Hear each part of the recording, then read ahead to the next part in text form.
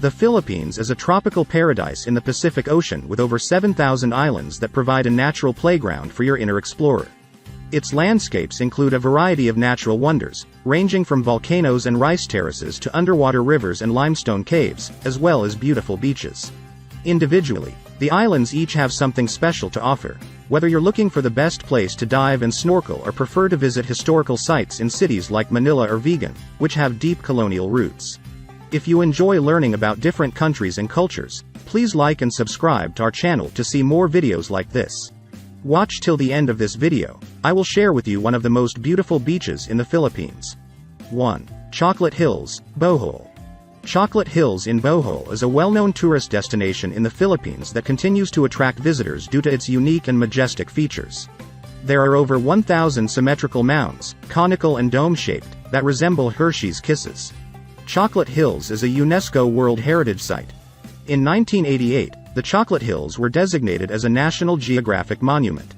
These hills have also been designated as a World Heritage Site by UNESCO. Despite being a national monument and a heritage site, the hills have been used by local quarries to source limestone. 2. Underground River Tour, Puerto Princesa. Sabong is the town where the Puerto Princesa Underground River is located. Driving from Puerto Princesa City takes about 2 hours. Pre-booking a Puerto Princesa Underground River full-day trip is the best option. Everything is included, from pickup to lunch and fees. The Puerto Princesa Underground River Tour is a full-day excursion that begins in Puerto Princesa City. Tours of the underground river last approximately 45 minutes. After that, a larger boat will take you back to Sabong Port. You can then choose to spend the night in town or return to the city. 3. Pagsanjan Falls, Laguna. Pagsanjan Falls, located in Laguna, is a popular tourist destination south of Manila and was the location for the film Apocalypse Now, starring Marlon Brando. When the journey begins, you will be surrounded by lush greenery and towering cliffs. Along the way, vast rice fields and coconut plantations can be seen. Pagsanjan Falls, also known as Magdapio, is a popular day trip destination in the Philippines. The drive to Laguna is scenic, with views of farmers working in their rice fields and Mount Makiling towering over them. The province is well known for its wood sculptors, cheesemakers, and farmers. 4. White Beach, Boracay. The main draw of White Beach is, of course, its beauty, but it also has everything you need right in front of the beach: hotels, restaurants, nightlife, and activities. The beach is relatively quiet in the morning and noon. If you prefer to have the beach to yourself, these are the best times to visit. In the afternoon, more people begin to arrive at the beach, and both locals and tourists begin to participate in sports. Corals are required for the formation of sand. Polyps, which are tiny marine animals, can be found in a single coral.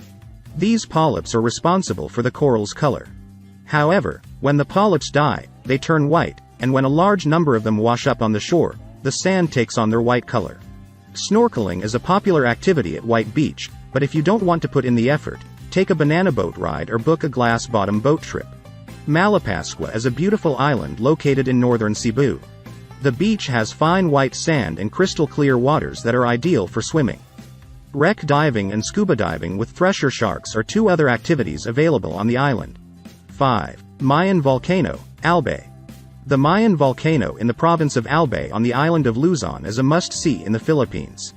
It is an active stratovolcano with a height of over 2,400 meters. Mayon has a perfectly formed cone peak.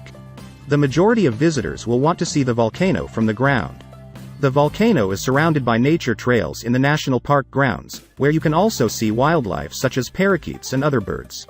Extreme hikers can apply for a permit to climb the volcano, but it's a difficult trek through the forest, and dangerous gases are emitted near the peak, so proceed with caution. Outside of the rainy season, the best months to visit are March through May. 6. Lake Cebu, South Cotabato. Lake Cebu is one of the most important watersheds in the Philippines, providing irrigation to the provinces of Sultan Kudarat and South Cotabato. It is situated in the Tiboli and Ubo tribes' ancestral domain. The DOT has promoted the lake as one of Mindanao's top eco-tourism destinations. The name, Cebu, is derived from the Tiboli word for a lake or a leaf. Although the lakes contain 11 islands, only 3 are inhabited, and the rest are privately owned. The largest of the islands is known as Isla Grande, which looks like a sleeping crocodile. Lake Cebu is a fairy tale-like experience due to its lush, virgin forests, abundant biodiversity, rich and diverse culture of its native tribes, and the kindness of its people.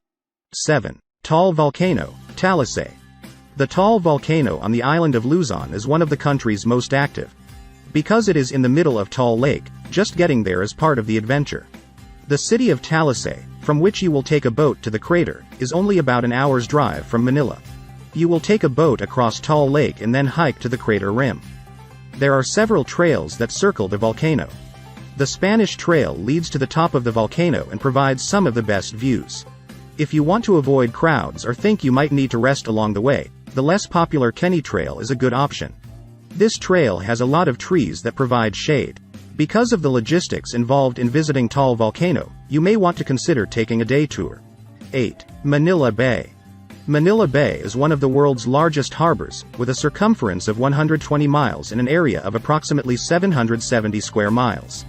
This bay, which is surrounded by mangrove swamps and mudflats, is quite shallow and has a very moderate tidal range. Manilla Bay, which is entirely landlocked, stretches into southwestern Luzon and is one of the most important commercial areas in the Philippines. Manilla Bay serves as the country's main hub and international gateway to the country's political, economic, and social centers. It is a natural heritage and a silent witness to millennia of Philippine history, as well as the site of many historical events that helped shape Filipino culture and values. 9. Fort San Pedro, Cebu. Fort San Pedro is a Spanish colonial structure built by the conquistadors in 1738 to protect the city from Muslim incursions.